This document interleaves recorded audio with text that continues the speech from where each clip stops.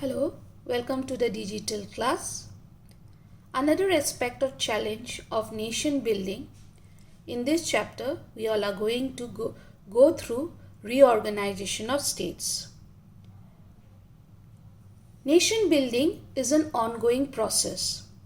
So, after partition and the integration of princely states with the Indian territory, the next challenge for our national leaders were to redraw the boundaries of the Indian states. So the boundaries had to be drawn in such a way that it reflects the linguistic and the cultural plurality of the country. At the same time, the unity of the nation is maintained and it is not affected. Even during the colonial period, boundaries were drawn either on administrative convenience or simply coincided with the territories annexed by the British government, or simply the territories were ruled by the princely powers. So this type of artificial administrative division was rejected by our national movement. Even during the colonial period, many provincial Congress committees were created by linguistic zones which did not follow the administrative division of British India. But after the partition, our leaders postponed the idea of carving the states on linguistic principle because they feared that it might lead to disruption or another disintegration. Moreover, it was also felt that it would draw the attention away from the social and the economic challenges that the country was facing during the time of independence or just after independence. Again, another reason for the postponement was that the fate of princely states, most of the princely states were not decided during that period of time. Vishal Andhra movement. The decision of the national leaders to postpone the reorganization of states on the basis of language was mostly challenged by the local leaders and the people.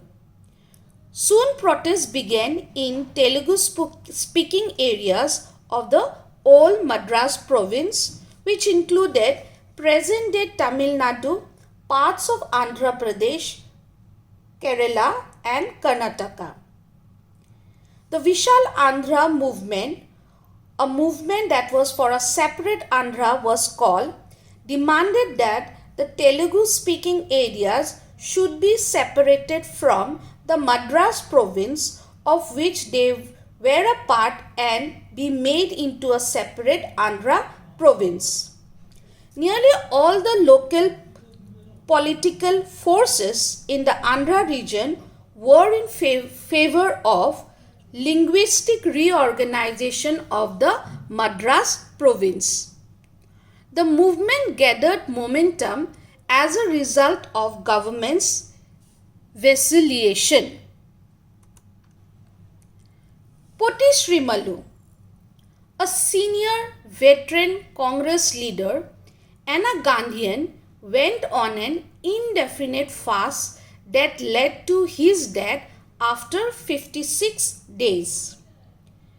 Now, this caused unrest, violent protests in many parts of the region. Many were injured or lost their life due to police firing.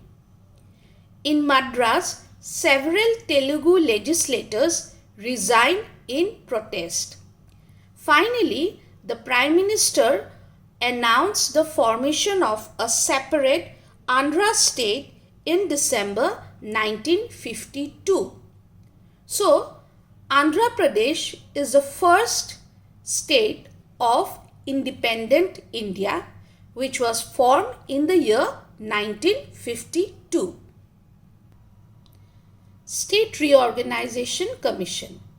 So, with the formation of Andhra Pradesh, from different parts of the country, the struggle for making other states in linguistic principle started. These struggles forced the central government into the appointing a State Reorganization Commission in 1953. The main task of this commission was to look into the question of redrawing the boundaries of the state.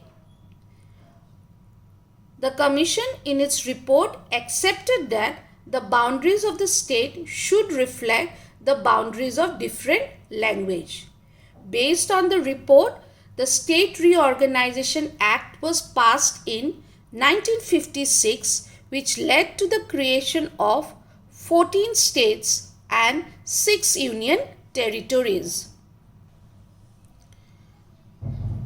Effects of formation of linguistic states. Soon, with the formation of Andhra Pradesh and the act of state reorganization, with that formation of 14 states, what was the effect in the country? Now, earlier it was a concern that formation of state based on language would lead to division and separation of the country. But under popular pressure of leaders in India, finally reorganization of states have taken place on linguistic principle. Now it was hoped that the creation of linguistic states would reduce division and separatism. Moreover, the creation of linguistic states have actually accommodated regional aspirations, which was perceived to be very much democratic. More than 50 years of formation of states on linguistic principle, we can say that linguistic states and the movement related to the formation of states have actually changed the nature of democratic politics in India. How? Number one, the path of politics and power is open to all people rather than concentrating on small English-speaking elite. Before, politics was open to only English-speaking elite group of people. But now, after the formation of states based on linguistic principle, we have seen people from different walks of life have joined politics and they are taking part in the decision-making process. Secondly, linguistic reorganization brought some uniformity in drawing of the state boundaries. Most of the state boundaries that are drawn shows uniformity of the concentration of the language spoken in that area. So there was uniform into it. Thirdly, what everybody feared that with the formation of linguistic state would create division in the country, would lead to another disintegration, but instead it strengthened the unity of the nation. And lastly, linguistic state underlying the acceptance of the principle of diversity.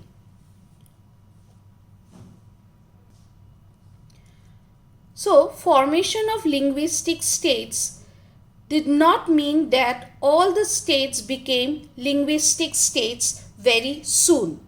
There was experimental of bilingual Bombay state which consisted of Gujarati and Marathi speaking people. But after a popular agitation, the states of Maharashtra and Gujarat were created in 1960. In Punjab also there were two linguistic groups, Hindi speaking and Punjabi speaking. The Punjabi speaking group demanded a separate state, but it was not granted statehood. Statehood to Punjab came in the year 1966 when the territories of today's Haryana and Himachal Pradesh were separated from the larger Punjab state. During 1970s, there was a reorganization in the northeastern part when states of Meghalaya, Mizoram, Nagaland, Arunachal Pradesh were carved out of Assam, and Tripura and Manipur too emerged as a separate state.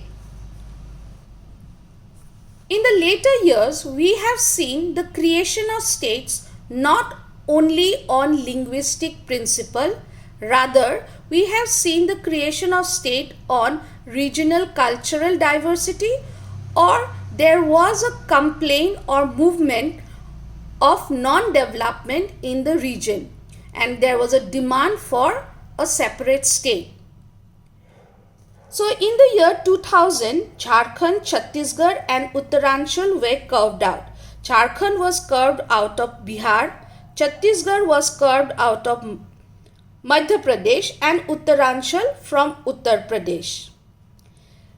The story of reorganization has not come to an end in India. There are many regions in the country where there are separate movements taking place demanding separate and smaller states. Say in northeastern India, in Assam itself, Bodo people are demanding a Bodo land. Then in Vidarbha region, in Maharashtra, a Vidarbha state.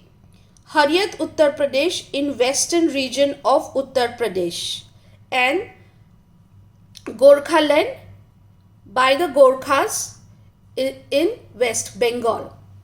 So at the end, we can conclude by saying that nation building is an ongoing process and it is up to the central leadership to look into the matter, and according to the constitutional norms and the gravity of the matter, the leaders can go ahead and carve different states or union territories in the country.